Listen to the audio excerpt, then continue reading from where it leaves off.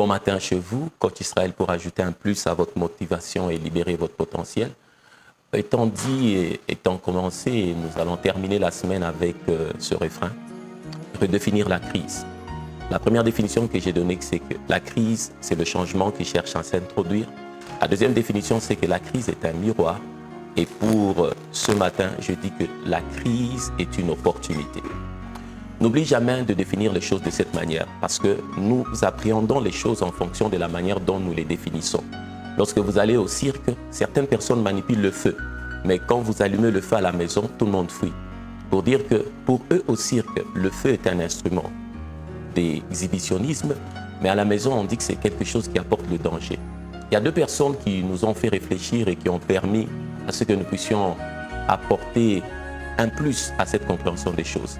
La première, c'est Mark Butter. Elle dit ceci: la crise, c'est une opportunité de redémarrer sa vie d'une nouvelle manière ou d'une autre. Ce n'est pas un mouroir, mais c'est une opportunité de redémarrer sa vie d'une manière ou d'une autre. Et le deuxième, c'est le 35e président des États-Unis, John Kennedy. Il a dit: le mot crise s'écrit en chinois, et en chinois, il signifie deux choses. Il a deux caractères. Il signifie danger et puis il signifie opportunité. Et lorsque vous allez en profondeur, c'est ce mot qui a fait à ce que la Chine soit Chine aujourd'hui. Quand on dit à un Chinois crise, il voit que c'est un danger, mais dans lequel il y a une opportunité. Et de toutes les crises que l'on peut affronter sur la Terre, il n'y a pas plus dévastatrice que la crise émotionnelle. Les crises financières, les hommes s'en remettent facilement, parce que l'homme est composé du QI, du QE et du QS, son coefficient intellectuel, son coefficient émotionnel et son coefficient spirituel. Mais tous les autres QI, QS sont vraiment affectés par le QE. On a vu certains joueurs mal jouer la partie parce que simplement, ils ont une crise émotionnelle. On a vu certaines personnes perdre de l'argent, un comptable toujours célébré perdre de l'argent parce que son coefficient émotionnel était affecté. Que vais-je dire à ces personnes qui ont un problème de crise émotionnelle? L'amour commence par un regard, grandit dans le cœur et meurt par l'incompréhension. C'est-à-dire, les crises ne signifient pas séparez-vous. Les crises signifient réajustez-vous. Ça ne signifie pas tuez-vous, ça signifie réajustez-vous. La vie d'un homme est comme un bus. Quand celui qui descend à son arrêt part, on ne peut pas continuer à faire un deuil. On doit continuer à avancer. C'est comme ça que les choses se passent. Et si crise égale opportunité, alors que faire des opportunités? Quelqu'un me pose la question. 1.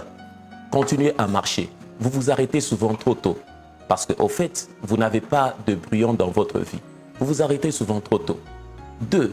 Ce que vous devez faire quand vous continuez à marcher, la deuxième des choses, continuez à clarifier ce que vous voulez.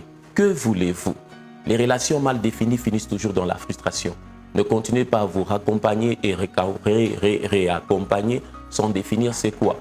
Que voulez-vous dans les finances? Que voulez-vous sur le plan professionnel? Continuez de clarifier. Les opportunités sont comme du parfum. Dès que ça s'ouvre, ça commence à s'évaporer. Si vous ne continuez pas à marcher, ça s'arrête. Si vous ne continuez pas à clarifier, ça disparaît. Et de 3, continuez à travailler dessus. J'aimerais vous dire que la vie a un grand refrain. On n'obtient rien de valeureux en restant les bras croisés. Tout ce qui est valeureux nécessite une conjugaison. Je travaille dessus. Je travaille sur mon potentiel. Je travaille sur ma manière de chanter. Je travaille dessus. Crise égale changement. Crise égale miroir. Crise égale opportunité. À ceux qui sont dans des crises émotionnelles qui sont les plus dévastatrices, soyez forts. L'amour commence par un regard, grandit dans les cœurs et meurt par l'incompréhension. C'est juste le signal pour vous dire que de tous ces temps, vous étiez deux personnes différentes et maintenant, vous devez vous mettre d'accord pour continuer à avancer et non vous tuer. Soyez forts et bon matin chez vous.